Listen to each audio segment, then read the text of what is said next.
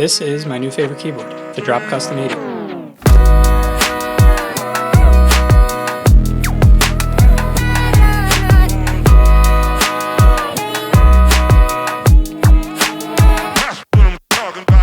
Now there's a ton of really great features about this board that I want to get into in a minute, but quick disclaimer about my experience in the keyboard community. I'm not a huge enthusiast. I would say I'm an intermediate at best. I have built a bare bones board in the past. I've modded quite a few other boards that I have, but usually I'm a pre-built guy. So I got this in the pre-built form. Drop did send this out to me, but it wasn't for a YouTube video. I'm not getting paid by them. I don't make any money off this or anything. They just sent it out so I could post some pictures on Instagram and get my feedback on how I like it, but I love it so much I wanted to make a full-length YouTube video on it. So let's get into the specs.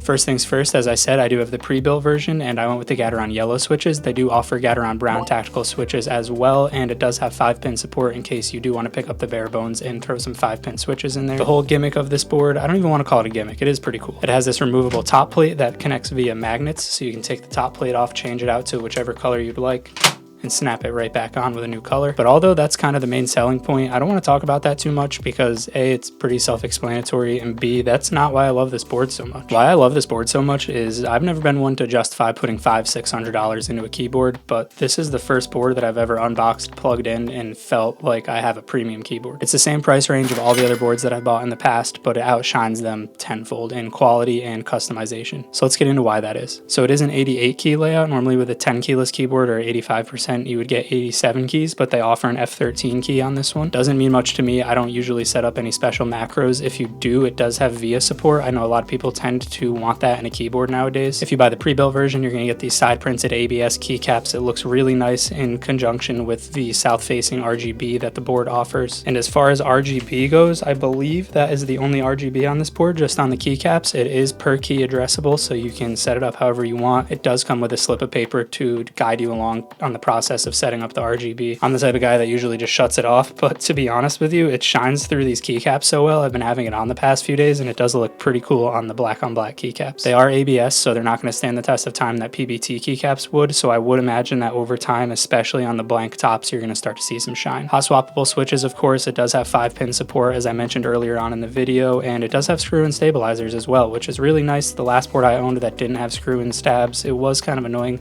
slamming down on the spacebar. Now, what makes this keyboard really shine to me is the weight and the sound dampening of it. They did a stellar job with this. You can customize and swap out the weight on the back. It does come with this silver weight, but you can also opt for this rainbow purpley color and a black weight. I think the silver on black looks pretty sleek, and as you can see, you've got some rubber feet on here. Mine are pretty damn dusty, to be honest. My scale just recently broke, so I will have to update you on the weight here, but that's how much it weighs. Like I said, it's pretty hefty. And for sound dampening, I'll do a quick test right here. Again, this is the Gateron yellow version.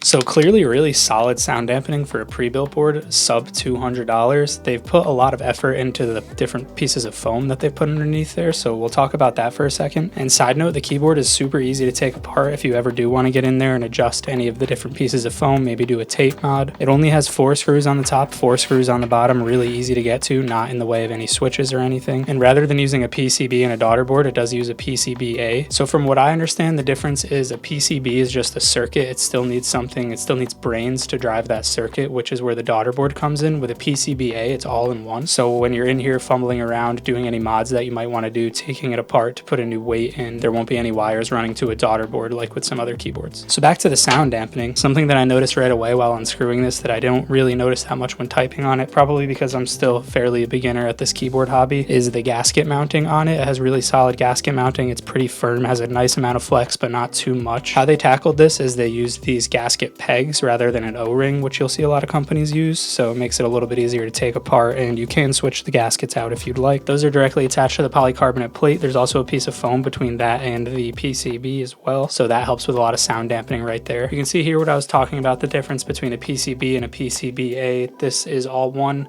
It doesn't plug into the keyboard case anywhere else. Put it off to the side for now while we take a look what's underneath. It looks like we've got another piece of foam to protect the bottom of the PCB from the bottom of the case. That takes out a lot of that hollow sound, as well as what I think is really cool, a silicone dampening pad. So this silicone dampening pad is super thick. It does taper off the closer you get to the space bar, but at the thickest part up top, we're looking at right about a ½ inch. And it's a really solid, hefty piece of silicone. I'm guessing this adds a little bit of weight to it, but it also really helps with the sound dampening of the board. And then obviously under that, we've got the bottom of the case where you can remove these 6 screws and swap out the weight on the back. Now, I'm not going to do any modding to this because, as I said already, I'm extremely happy with the way this thing sounds. Damn, this rubber fits in there like a glove. That is very nice. Whereas normally here, you would do your tape mod or your foam mod, but we've already got a piece of silicone in there, which is really solid, and another piece of foam on top of that, and then a third piece of foam between the PCB and the top plate, which has those gasket pegs on it. So you can tell Drop put a lot of thought into building this keyboard, and not just building a solid keyboard with great sound dampening, but I mean, it's so easy to take apart. 8 screws and I was into this thing within seconds. Really living up to its name as being a customizable keyboard. Now for these plastic top plates, they do come in at $25, and they're, like I said, plastic made out of polycarbonate. They also offer aluminum, black, and silver, which I believe come in at $40. And then it looks like the signature series that they have, the ones with a little bit more artwork on them, are going to come in at $35. And it looks like a new weight for the base is coming in at $35 as well. So now that we've torn this thing apart, taking a look at the internals, let's do the fun part, which is customizing it.